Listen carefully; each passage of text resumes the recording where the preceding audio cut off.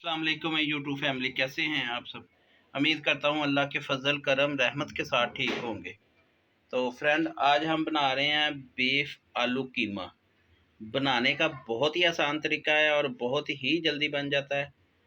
आलू बीफ कीमा बनाने के लिए हमें किन किन चीज़ों की ज़रूरत है और ये कैसे बनता है, आए मैं आपको दिखाता हूँ।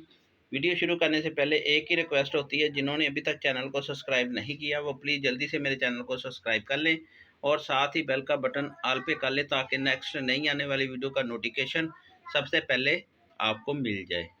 तो आएँ वीडियो स्टार्ट करते हैं। मेरे साथ ही रहिएगा, वीडियो एंड तक ज़रूर देखिएगा। आएँ वीडियो स्टार्ट करते हैं। जी फ्रेंड, आलू और बीफ कीमा बनाने के लिए हमने 300 ग्राम आलू लिए थे, उसको इस साइज़ में काट लिया मैंने। 400 ग्राम मैंने कीमा लिया था, उसको उबाल लिया था मैंने पहले। अदरक लहसुन का पेस्ट खाने का 1 चम्मच। 2 मीडियम साइज़ के प्याज लिए थे, उसको इस तरह मैंने काट लिया। 1 बड़े साइज़ का टमाटर लिया, वो भी काट लिया मैंने। सब्ज़ मिर्च लिया मैंने खाने के 3 चम्मच।